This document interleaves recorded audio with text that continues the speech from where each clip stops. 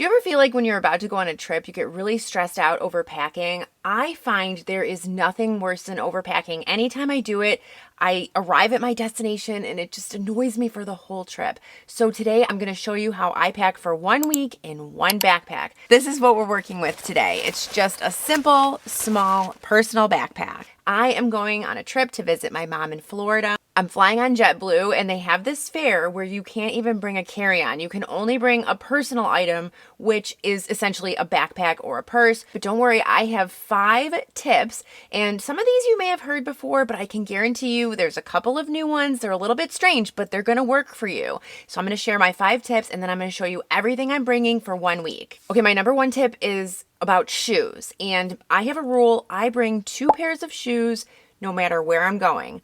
One of them is always a pair of closed-toed shoes, and usually it's a pair of sneakers. I am bringing these white sneakers that I have. These are the ones that I'll be wearing on the plane.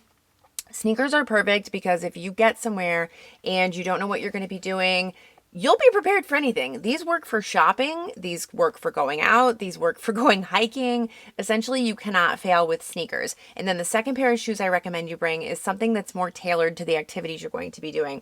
I will be, of course, in Florida, so I'm bringing sandals. These are my Birkenstocks, my tried and true Birkenstocks. These match with everything. They're like this off-white. I don't know about you. I remember back in the day where you used to have to match your leathers. So if you were wearing black leather shoes, you needed to wear a black belt and a black bag.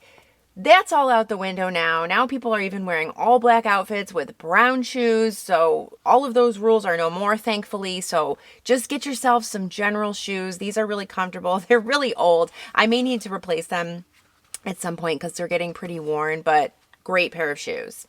When I pack my shoes in my backpack, I, of course, put the shoes at the very bottom. This kind of lets them sit flat in the bottom of the bag. You can put them in a shoe bag if you'd like. I'm not going to bother. And I sit them at the bottom, and then that way it kind of holds open the whole backpack so everything can neatly fit in on top of it. So I'm going to put the shoes at the bottom. I'm wearing, of course, the bulkiest shoes on the plane, and then these sandals will go at the bottom. And then I'm going to stuff some underwear and other items that don't wrinkle into the sandal. That way they're going to hold their shape, and I'm going to be a little more economical with the space. And one more thing about shoes on a plane. I don't recommend wearing open-toed shoes on a plane ever. I made that mistake on a long-haul flight once. It was terrible. My feet were freezing the entire time. Then you have to take off your sandals or whatever to walk through security. So then you have to walk barefoot through the airport. No, thank you. And you never know what's going to fall on your feet. So just go with the closed-toed shoes, something you can wear socks under, and you will not regret that. My second tip is to pack everything in the same color family. You could do neutrals, you could do all blues, whatever you want. But the reason why I'm saying this is because it is going to help you create so many more outfits and you will have to bring so many fewer pieces of clothing. As you can see, I'm kind of packing mostly neutrals. I tried to stick within this one color palette. Honestly, even though I'm only packing for 7 days, I'm pretty confident I could get 3 weeks of outfits with the clothing that I'm bringing without repeating anything. I do find that it's easiest to go overboard on shirts, so just keep that in mind as you're packing. Think about how many tops you're bringing. And my rule is to always wear warm clothing on the plane. If you're flying long haul, I for sure wear long pants, right? But this time I'm just going to Florida and I'm not going to be wearing pants on the plane. So I'm going to wear shorts with a long sleeve top. The long sleeve top will be my warm item. It's a little bit bulkier. I'm not wearing pants this time on the plane because it's really hot where I'm going, and I know I will not be wearing long pants anywhere in Florida, so I'm just not going to bring them at all. Okay, this next tip is one you also probably know, but I'm just going to remind you, only pack the essentials. And barely that. When you are relegated to a backpack and you can only stick things in here, you don't have a lot of space, so you need to be super picky about what you bring. I have certain things like face serums or devices, or even my collagen powder that I like to take every day. I'm gonna forego that for a week. I am not bringing it. It is not an essential. I'm also using travel sizes for all of my toiletries. I would say for this rule, when in doubt, leave it out. Honestly, unless it's medication, prescription, something that you need, if you forget something and you arrive and it's truly important, you can always repurchase that item if you must. And with this tip, I know a lot of you are worried about your hair. I know a lot of us like to use, I mean, I don't particularly do this, but a lot of people use a lot of hair care products, maybe hair tools. Don't worry about your hair. Wash and go if you can. A lot of times you could even just wash your hair at night and then sleep in braids or something, and you wake up and your hair looks good. So see how you can be creative so that you don't have to bring a lot of those hair things, which I find take up a lot of space in our bags. Okay, my next tip is, now we're getting into the tips you haven't heard before. Pack your backpack once, then empty it and repack the whole thing. I don't know why this works. All I can tell you is that it does. I found this tip one time when I had packed for my kids, and then they decided that they wanted to add a couple extra things, and I had to repack the whole suitcase, and somehow everything fit even better the second time around. Since then, I've discovered that it always works this way. I don't know what kind of magic this is. I think that maybe once you pack, it's almost like your brain is preparing, and then the second time around, your brain fits all the pieces in place, and then it fits even better and you have even more room. Tip number 5 is also a bit strange, but it is to pack early and then cull the items down as time goes on. What you need to do is lay out all of your stuff that you're going to pack and put it out there.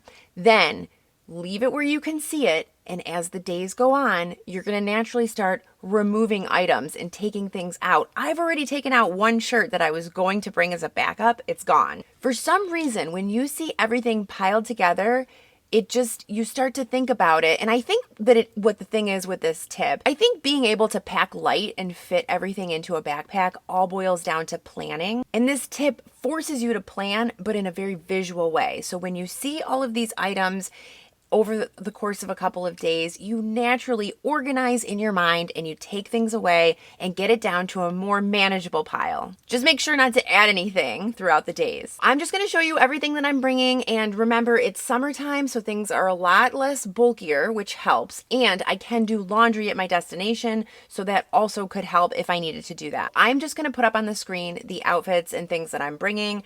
I am bringing 7 tops, 3 pairs of shorts.